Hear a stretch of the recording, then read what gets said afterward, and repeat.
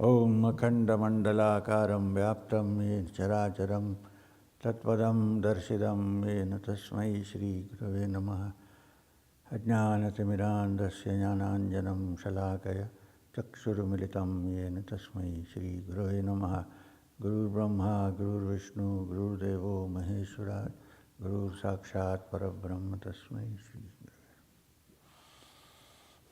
Gurave. So I know you're waiting for Kriya, but we are not doing Kriya right now, okay? Of course you're getting Kriya, no problem. But so, yesterday there was a young lady here who sang a beautiful Omkar, Pratyahara, I don't know where she went. Oh, there she.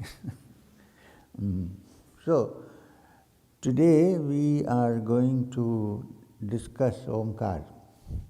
But before we do that, I would like to know, I would like to tell you why we do that. Right? I mean, why we want to discuss this. Omkar. Omkar is Om. If you know that the most important text of the yoga path, yoga journey, the Yoga Sutras of Patanjali. Right? Now, if you read the Yoga Sutras of Patanjali, of course there are a practical text also on yoga, but the first chapter is divided into 4 sections. 1, 2, 3, 4. The first section is called the Samadhi Pada. Samadhi Pada means section on Samadhi. Why I want to remind you that the first chapter is not called Sadhana Pada. Sadhana means practice, right? So the first chapter is not Sadhana Pada, it is Samadhi Pada, which means you need to understand where you are going. You suddenly start practicing sadhana, you breathe in and out, and then some breath comes out of the top of your head and you don't know what to do, where are we going? So the blueprint, or rather what we seek, has to be studied first before we start the practicals. Otherwise you could get lost in the practicals. Or you may not know what to do with it. I get, I don't want to say thousands, but at least hundreds of emails, out of which many are about, well, I did this practice, I did that practice, now something is happening to me, I don't know what to do. You don't know where you're going. I mean, if it was properly taught, and if you, so I always reply, well, who taught you? Find out who taught you. Go back to that person and explain. This is what is happening. He is not reachable, or she is not reachable. So then, what do you do? Dump it in Sri M's garbage can. Not to learn, but to find out what happened to me afterwards. So, well, I don't dump it in the garbage pan. I try to figure out, but what I'm trying to say is you should know exactly what we're looking at, right? Before you start the practice, which is precisely why the Yoga Sutras have as the first section Samadhi Pada. Because Samadhi is the ultimate goal of the Yoga Sutras. The Ashtangas, the 8 angas of Yoga Shastra, start with Yama, Niyama, Asana, Pranayama, Pratyahara, Dharana, Dhyana, Samadhi. 8. So Samadhi is the culmination. Although it's put as part of the 8 limbs, it's actually the culmination. And it is in Samadhi that one understands what is Kaivalya. Right? So this is why the first chapter is not Sadhana Pada, Samadhi Pada. Therefore, we also need to, after all, Kriya Yoga is part of yoga. Kriya Yoga, there are many Kriyas in yoga, this is only one of them. So, therefore we need to also see this before we move. Now, we will not touch the Sadhana Pada now, because Patanjali's yoga is popularly called as Ashtanga Yoga. But nowhere in the Yoga Sutras does Patanjali refer to it as Ashtanga Yoga. Of course, it is true, it has 8 angas. Many years ago, I went to Wisconsin. There was a small group practicing yoga. They had a nice name. They called it the Perfect Knot, K-N-O-T. So I said, young people, all very enthusiastic. So I asked them, okay, good. So do you know how to untie the knot once you set it up? They said, yes, yeah, we know. Okay, good. So who is the founder of Ashtanga Yoga? They said, B.K.S. Iyengar. It's okay, V.K.S. Iyengar has done a lot of work on Ashtanga Yoga, no questions. But the founder was Patanjali, right? Anyway, Patanjali plays no politics, so he didn't say anything, he kept quiet. So anyway, so what did I say? So to understand the Samadhi Pada, I would like you to take you back to something much older than the Yoga Sutras. I want to take you to the source, which is the ancient Upanishad. It is the Upanishads that, for the first time, that we know of, maybe 1,000 years ago, at a conservative estimate, talk about where we need to go. What are we looking for? Most Upanishads, except the Yoga Upanishads, which are around 22 in number, there is no description of practice. There's only a description of what, how, why, where do we go. So, and among them, the most important are the 11 principal Upanishads.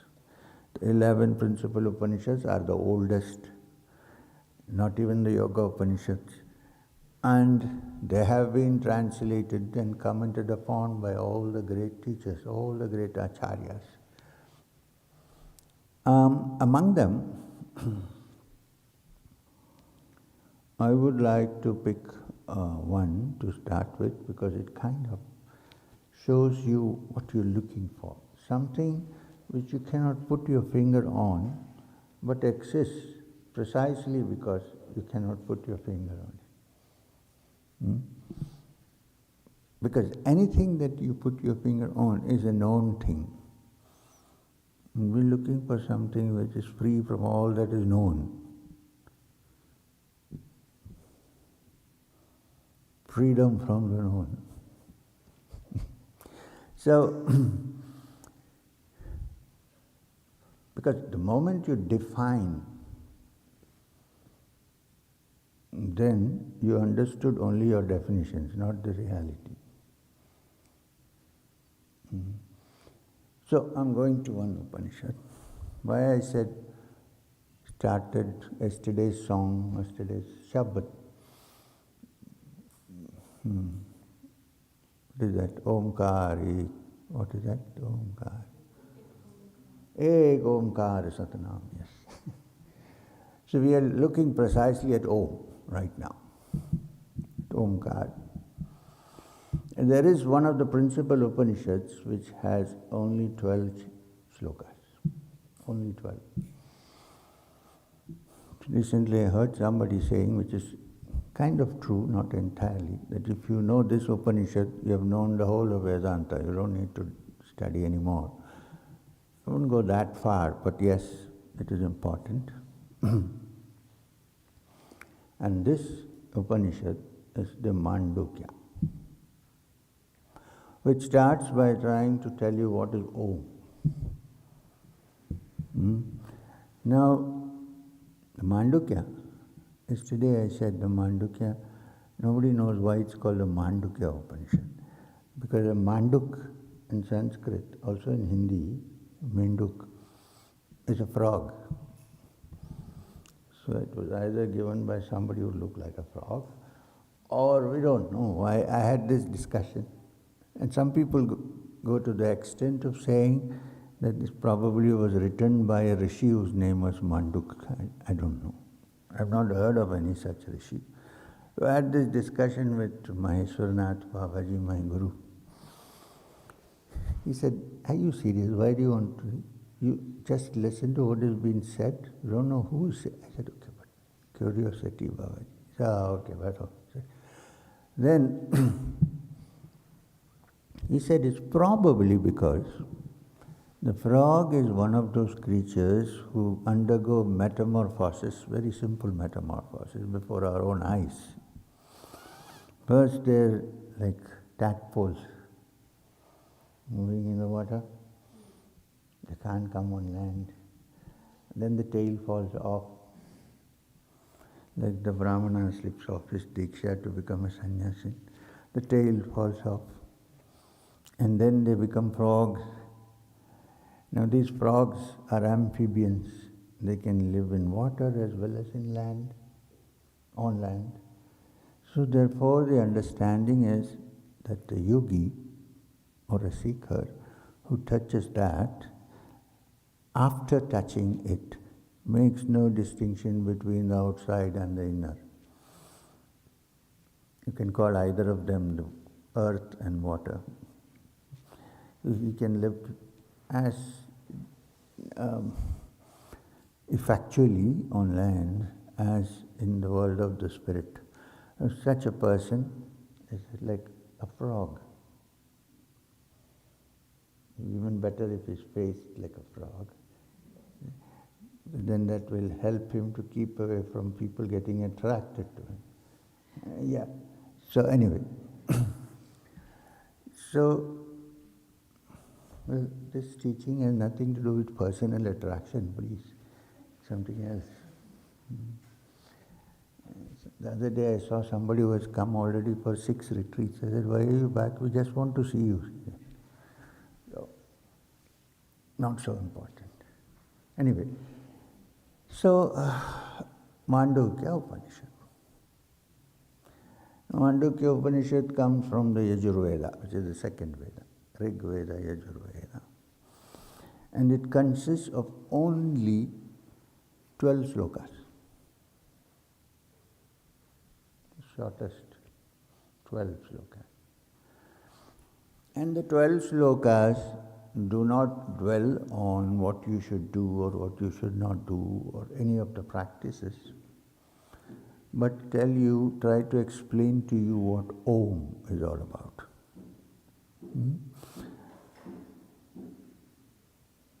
What's that? Huh? Oh, okay. I thought again something happened here. So, last time we heard this knock, something happened here. Sorry. No, let them do. We have to live on the water and land. So, don't give attention. Give attention here. Now, Om, first as we normally have understood it through different teachings, Om is divided into 3 syllables normally. A, U and Ma. Ma, when you chant Om, it's only Right? It's also a sound we use normally. At least in India, I don't know, in the West, if you say, are you okay? We also say double Om. Anyway, so this is therefore A, U and Ma. And normally, traditionally, is supposed to be, is described as the beginning of everything, which is true. Ah is the simplest sound. Even a person who cannot talk can say ah. A little baby can also say ah. In Hindi, ah means come. Ah. So ah is a basic sound, like A.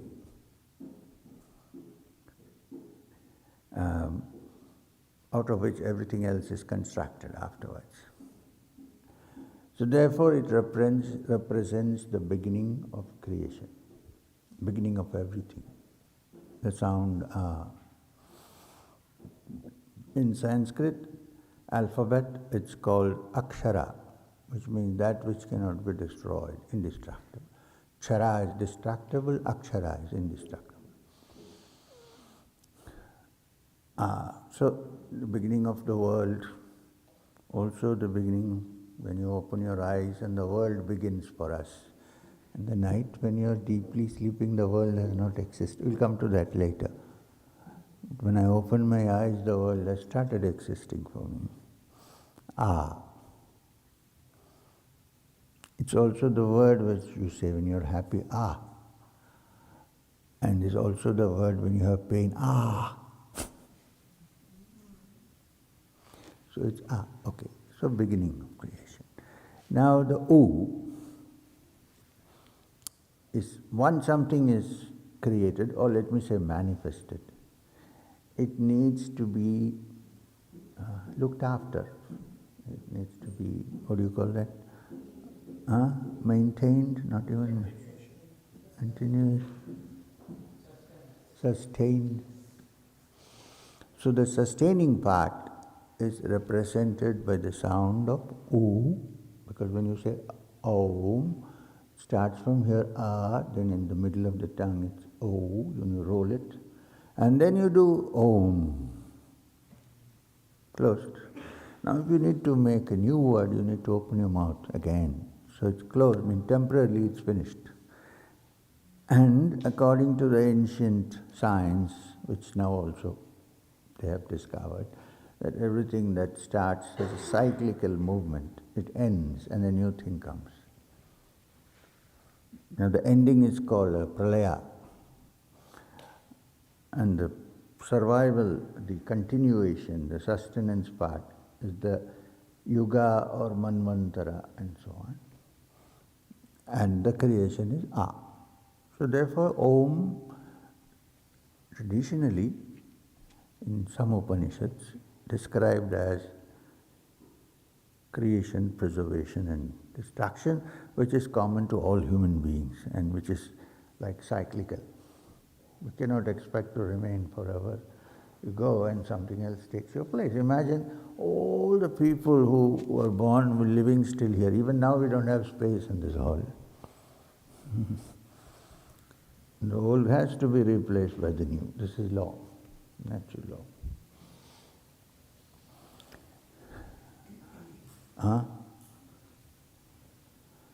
Somebody said nicely, every hill shall be brought low and every valley shall be filled. Do you remember anywhere? I don't know, nowadays people in the West read the New Testament or the Old Testament. Every hill shall be brought low and every valley shall be filled. Which means all that excess has to go down and all that is down has to come up. Anyway, so this is the traditional definition of Om. Now the Mandukya Upanishad defines Om in a different way, which is important for us. I'm not saying the other is not important, but this is very important for our purpose here. Now in the Mandukya, and please understand that volumes have been written, commentaries on the Mandukya.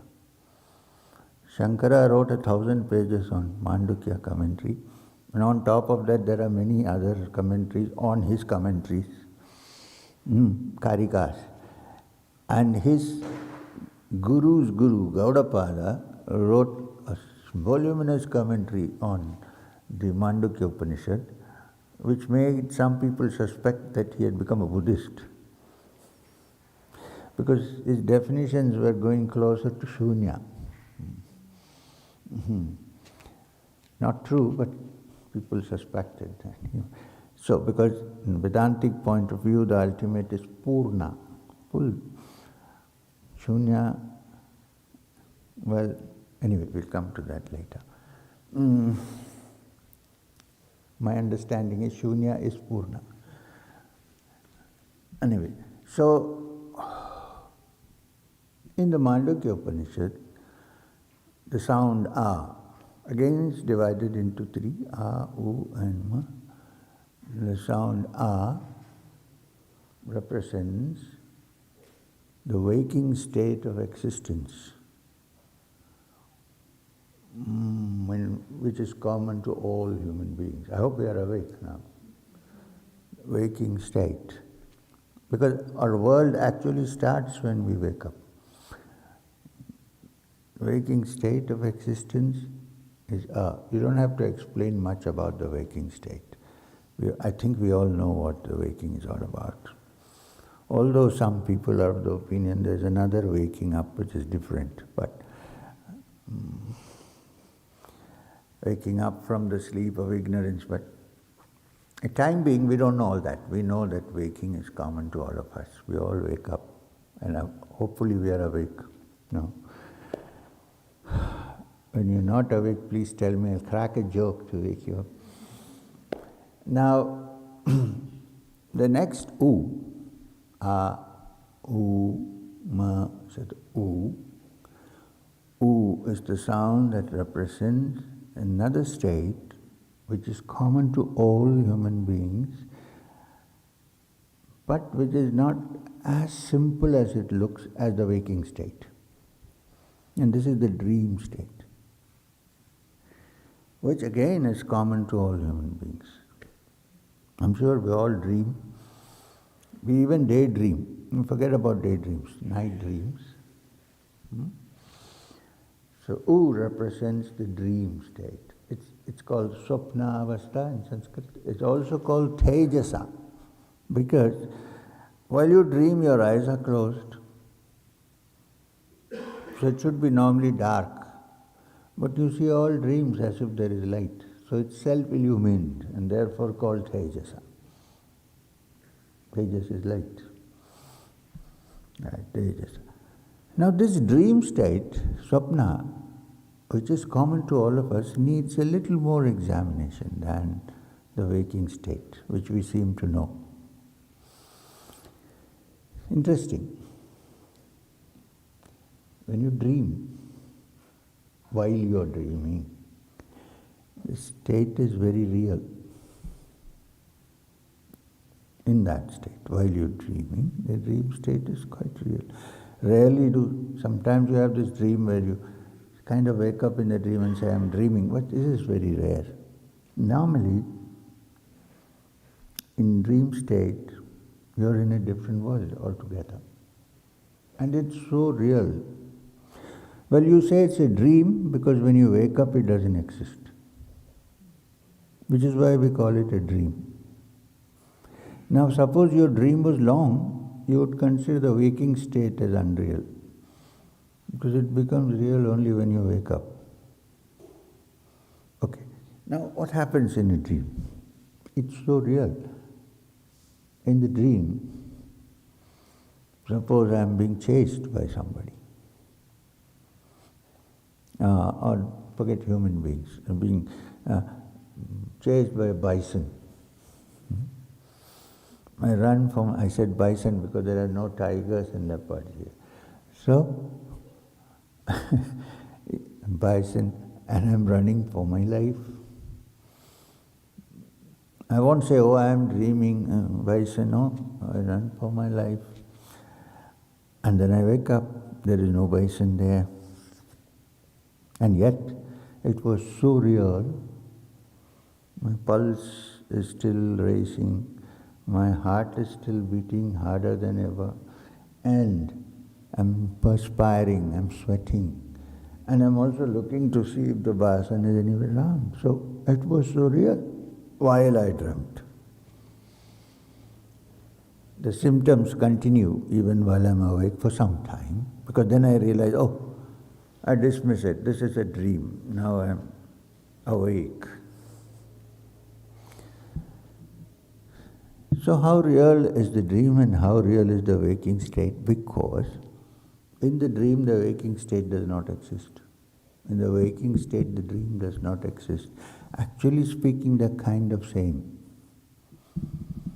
They're relatively real, which means in this state that is not real. In that state this is not real. So relatively real. If something is relative, it cannot be absolute. If it's relatively real, it cannot be absolutely real, and this is very simple.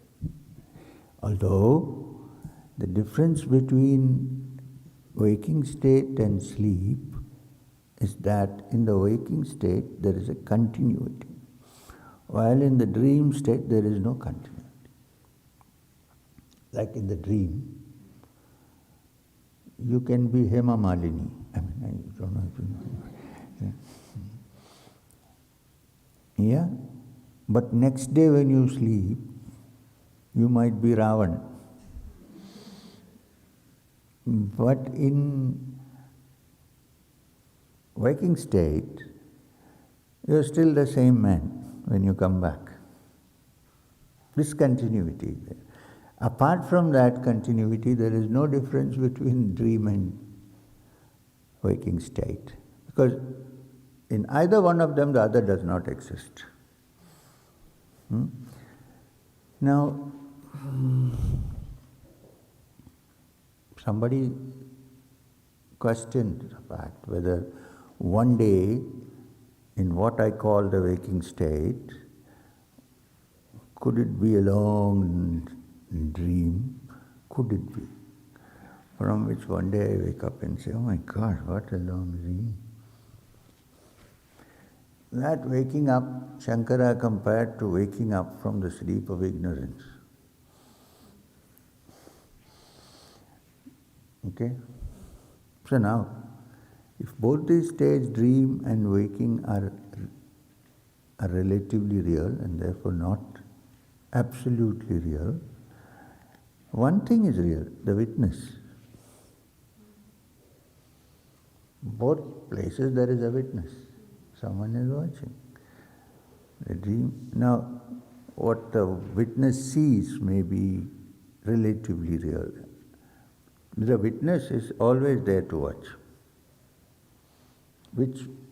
That witness, therefore, is more real than any of the states that is watching or witnessing. Okay. Now we come to the Ma, Om. Ma, according to Mandukya, represents another interesting state which is common to all of us. Deep sleep. Deep, dreamless sleep, which happens to all at some point. After the dream, or after the REM is over, then you have a period of wonderful rest where you're neither dreaming. Now when you're dreaming, your brain is actually not resting much. It's still active, although physically you're not active. In deep sleep, in somnambulistic sleep, there is no action whatsoever. There is no outer recognition because you're sleeping. There is no inner recognition because there are no dreams. There is not even the recognition of the recognizer of the dreams. Nothing exists. Everything is in a shunya. Nothing exists. Everything exists, but to you nothing exists. Right? You're finished, you're gone. And it is a great equalizer because you and I go to sleep. In sleep we are the same. The boss sleeps, the worker sleeps. In sleep both are equal. Perhaps the worker sleeps better than the boss, because the boss has to think of various business strategies. Or maybe the guru sleeps, the disciple sleeps better than the guru maybe. is to devise various strategies to make somebody understand what cannot be understood. And not my case, I sleep soundly. So, now this sleep, what happened in sleep? You know that without sleep you go crazy. In fact, the maximum number of medicines sold in this world is generally for how to go to sleep. Pop a pill, you cannot sleep. And the other is, of course, how to stay young. Two markets which are very good going on. So,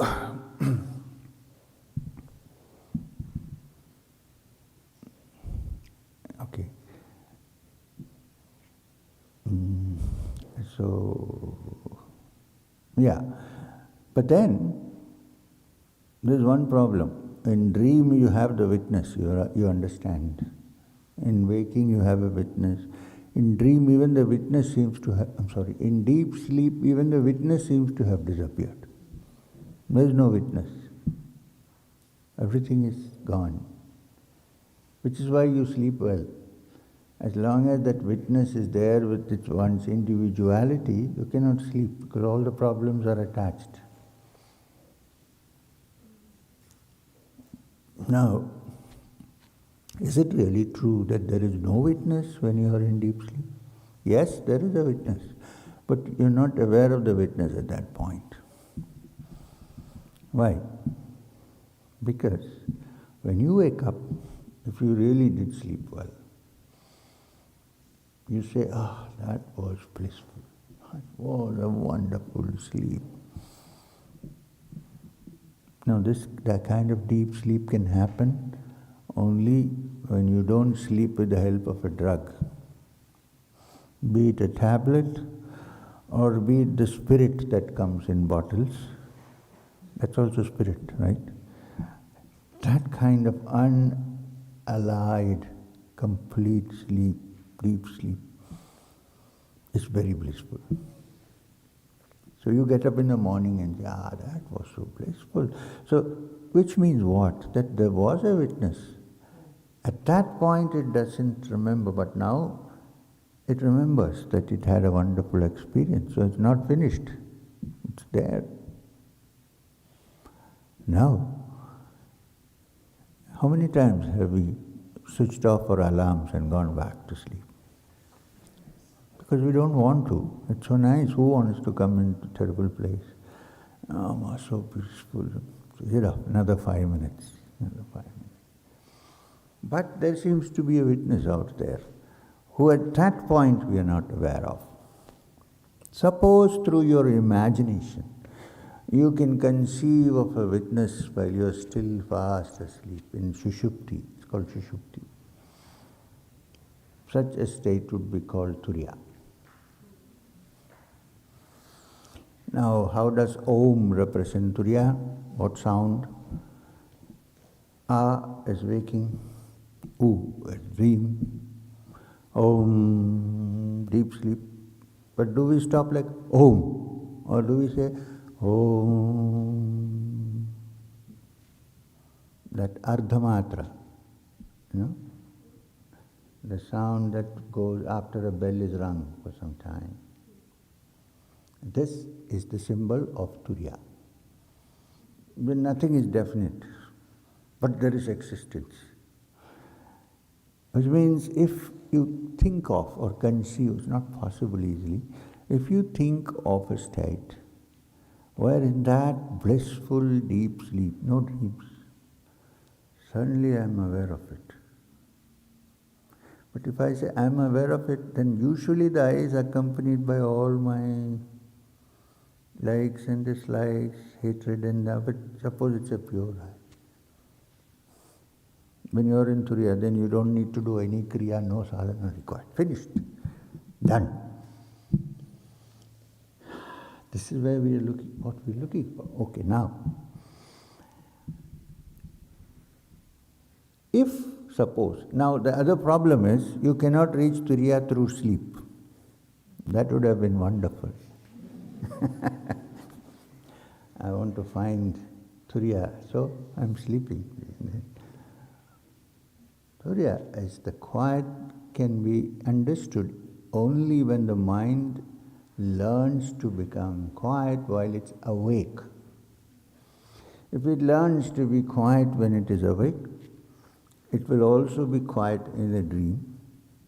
And in Turiya, which is deep sleep, such a mind will be free of likes and dislikes, reactions, disturbances, nothing. It's a pure mind which is no more attracted. It lives independently. It doesn't worry if somebody is not coming close to it. It doesn't get upset if somebody goes away. It's a mind that has rested and been by itself independently rested. Clear of all emotions of likes and dislikes, anger, hatred. So this can be done only in waking state. You can't do it in the dream. Deep sleep, no chance anyway. So therefore all sadhana or spiritual practice is meant to bring this about while you're still awake. To put a stop to the turbulence of the mind, which is normally turbulent, at peace. And this bringing to peace is the whole of sadhana.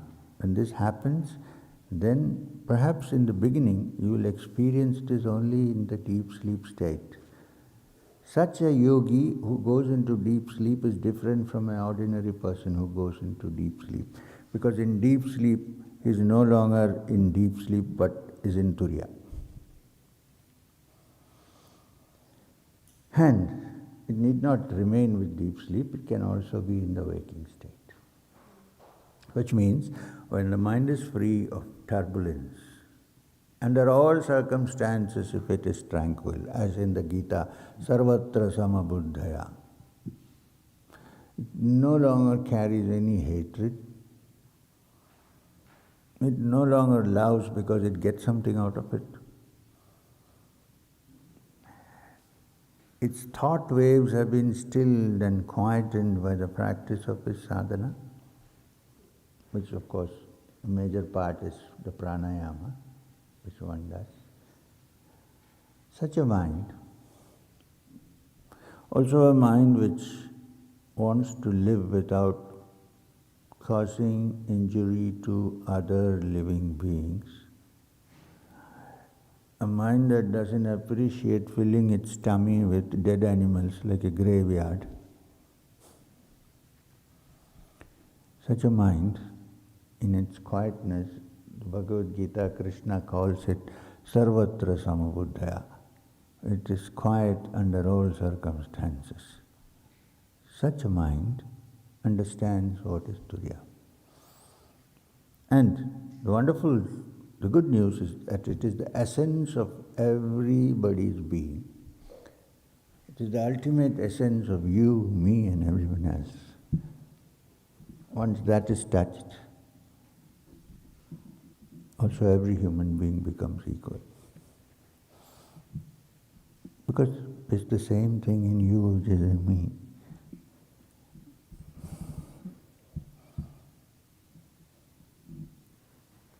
This is where we have to go.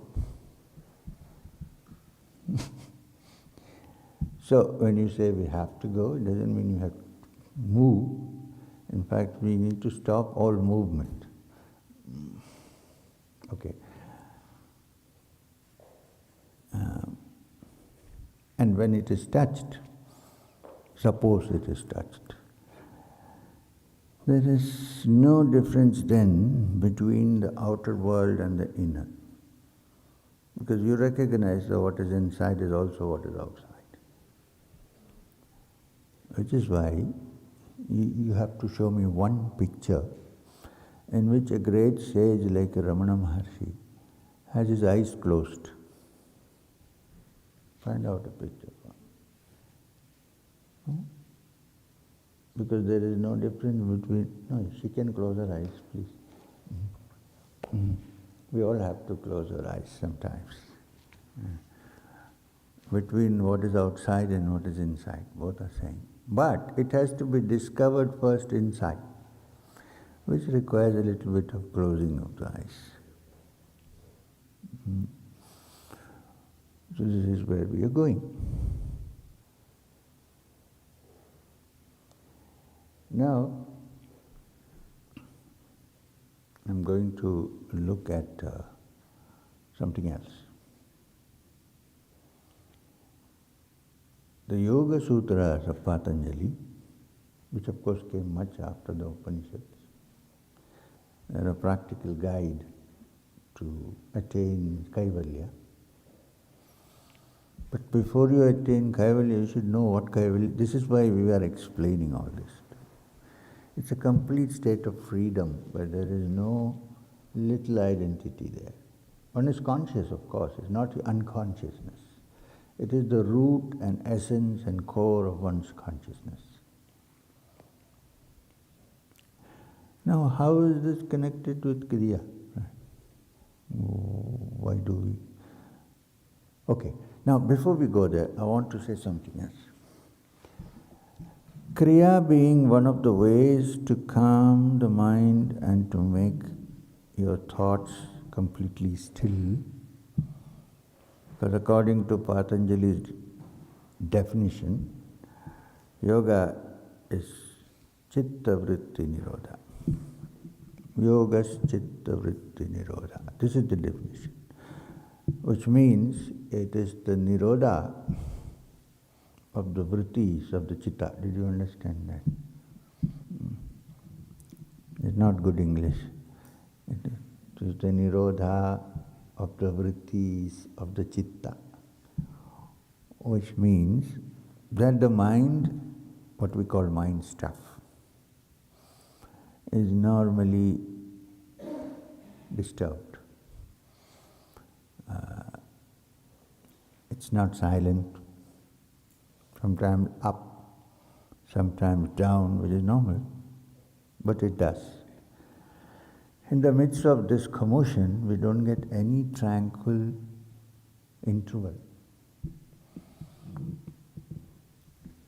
Therefore, the movement of thought waves in the mind is actually made up of thought waves. You cannot even conceive of a mind without thought. If I say, look, now I am not thinking, I am free of all thought, I am thinking, right? I am saying that I am free of this, again thought. So the mind itself is thoughts. So if this movement of thoughts can through some way be stilled and quietened, or even removed from the root, then the mind then becomes a completely motionless, quiet, tranquil, like you can't think, there's nothing like that here on earth, like an ocean with no waves. I mean, this is not generally possible. Or a pond with no ripples. Now this is possible. Then, that mind then begins to understand the essence of one's being. So the process of yoga, according to Patanjali, is to stop the vrittis of the chitta. When the vrittis stop, the mind is absolutely tranquil. Only in that tranquility does one touch the essence of one's being. Otherwise, one's being is caught up in so many things. Even if I say, I must silence my mind, one part of my mind will say, no, don't silence it. Why? Because I have to do this, I have to do that. I have the fear that it may go off forever. But then believe me, if somebody has touched it, they can still function in this world, maybe better. So if that fear need not be there. Even if it is so, what really does it matter, really? Because anyhow we are here today and gone tomorrow. So why don't we go peacefully?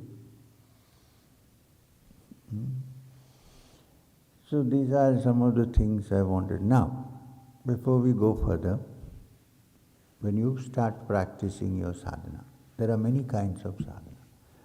Kriya is not the only type of sadhana. We know of history of great sages who have reached the ultimate without practicing Kriya, through devotion, for instance. So what happens in devotion? The mind is total. Everybody is not a devotee. You might be doing one day 10 minutes of puja or lighting a lamp, not qualified as a devotee. A devotee, one who is really in the devotional mood, is someone who wants nothing other than the divine. This is a rare thing. But such people have reached their goal without doing anything other than total attention towards their going, with love and affection and things of the heart rather than things of the brain. Possible. On the other hand, there have been great sages who, through the understanding, using their intellect, have analyzed, and finally, after all the outer rings have been removed, they are face to face with reality. Now this is a tough path. It's called Jnana Marga. Then there is the yogic path through which you discover that all the agitations are because of opposing thoughts and disturbances of the mind, and learn to how to bring them to a stop through the practice of yoga. Now this is yogis. So there are different ways of moving. But why I wanted to point out to you is that in this journey, the speed at which you move depends on many factors. So there is no quick fix. If anybody is selling a quick fix, watch out. There is no quick fix in this matter. There is no shortcut. Yeah, there is a shortcut, but it's impossible almost. The shortcut is to cut the ego into two. No, this is not easy. It's quite a long cut. So, anyway, so therefore it is quite natural that if there are 100 people sitting here, don't expect everybody to move forward in the spiritual journey at the same speed. It's not possible. There is no such thing. And there is no mass salvation. It is very individual. Very individual. Because each individual comes onto this earth with a lot of karmas, with a lot of lives that if you don't believe in last life, I can't say anything. That I can't prove it to you, I know it for me, I understand.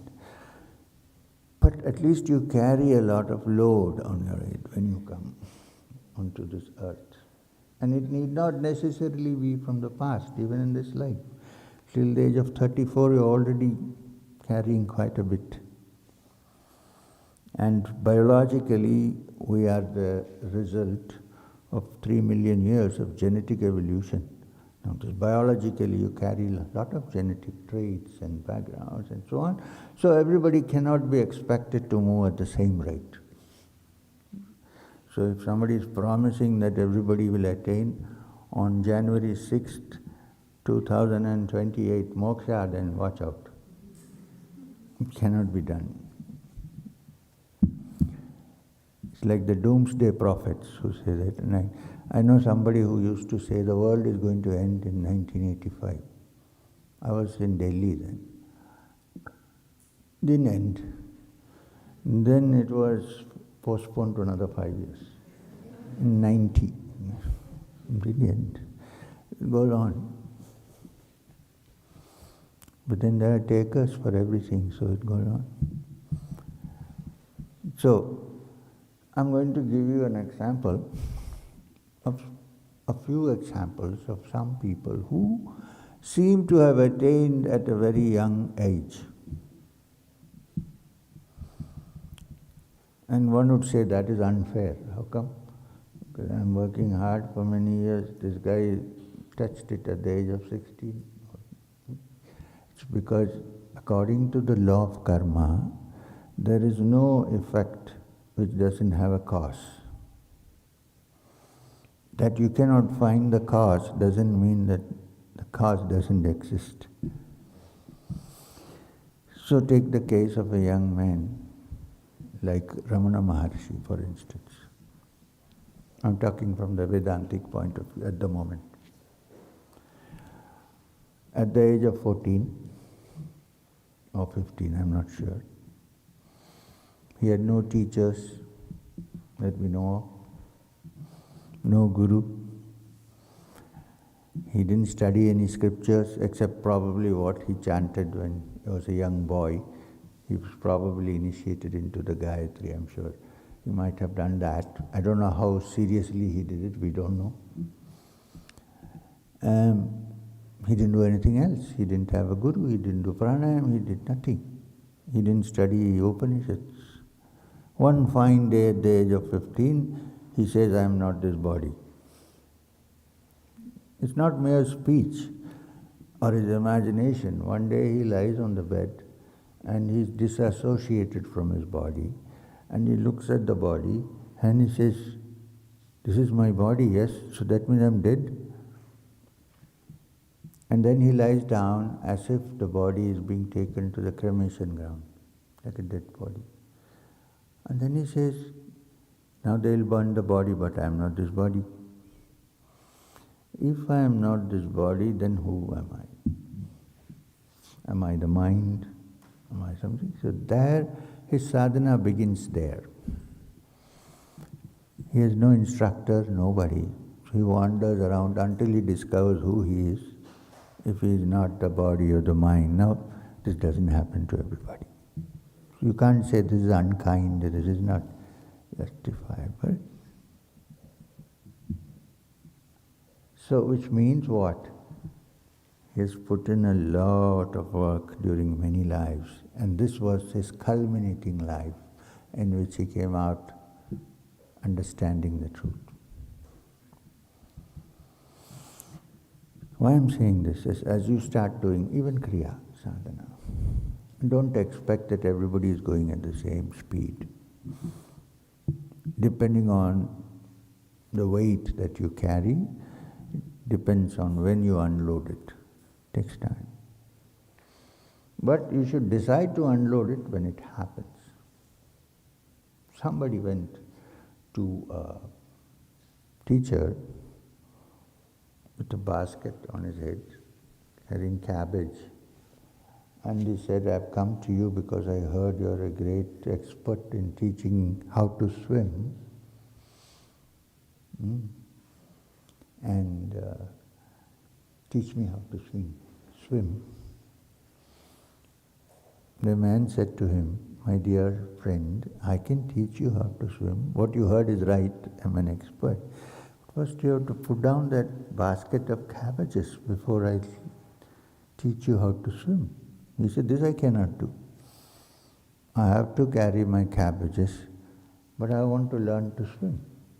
But he said, but I can't teach you. Then he said, I'll find another teacher who will teach me how to swim with holding the cabbages still. This is the problem. So when you begin to see the weight, you should be ready to discard as you move along. And there are 3 people here, each one of you may be progressing in a different speed. So don't worry who that person seems to be already. You don't know actually. That person might say, I saw some blue light, which doesn't mean anything. If you press your eyelids properly, you will see blue light. So that doesn't mean anything. So how do I know? 1, am I able to keep my mind quiet under all circumstances? Important. Sarvatra samabuddhaya. Under all provocation, is my mind quiet? And am I peaceful when I meditate? Okay. Have I become a kinder person? Do I still carry hatred in my heart? These are some of the golden signs of moving forward in this. Of course, there is the one where you sit and in 1 minute you're absorbed internally. Yes, that's also one of the signs. People can sit for hours. They're sitting, their eyes are closed, but mind is wandering. So these are some of the things I wanted to share with you before we proceed. Because don't think, because some people give up. I tried for 6 months and nothing happened. Then I go somewhere else with a cabbage on my head. And that guy says, you can keep the cabbage, just pay me $1,000 and you're done. You do it. And then it goes on and on. And then you come back to where you started. Right? So my intention of telling you about Ramana Maharshi is that everybody is not Ramana Maharshi. You cannot be. But everybody has the right to do what is required and move forward. But if you imitate somebody like that, then you are in trouble. Ramana Maharshi did not have a teacher, so I don't want to have a teacher. Okay, fine.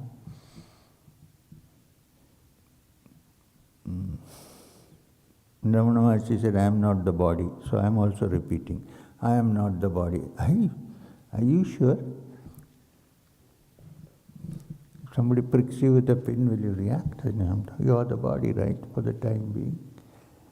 So these are some of the things one needs to look into as you go into the spiritual practice. My idea is to discourage people so that in the end they'll decide, do I really want to take Kriya? This is too much. If you still persist, then perhaps possible. Now let me, before this session ends, paint a rosy picture.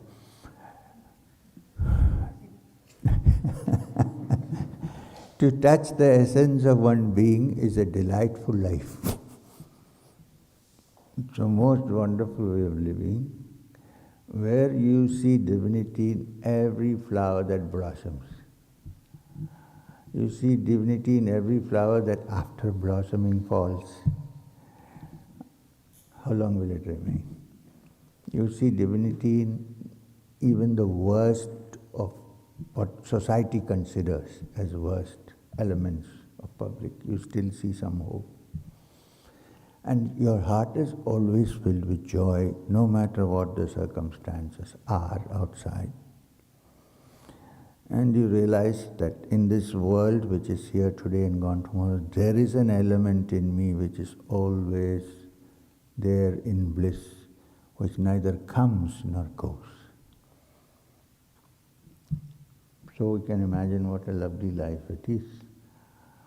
And in this world, the work that you do becomes even better and easier handled than normal. Having said this, I really appreciate people who want to spend some time in solitude. Because in the beginning, it's essential to develop solitude. Surrounded by the objects that you're normally surrounded with, it may not be possible to keep the mind quiet. So, periods of solitude are useful, but not leaving everything and running. You cannot go anywhere. When you go to the cave, you carry your mind with you into the cave. No escape. So why don't we deal with it as it is? Now I can see some people who are really disheartened. Should we take Kriya?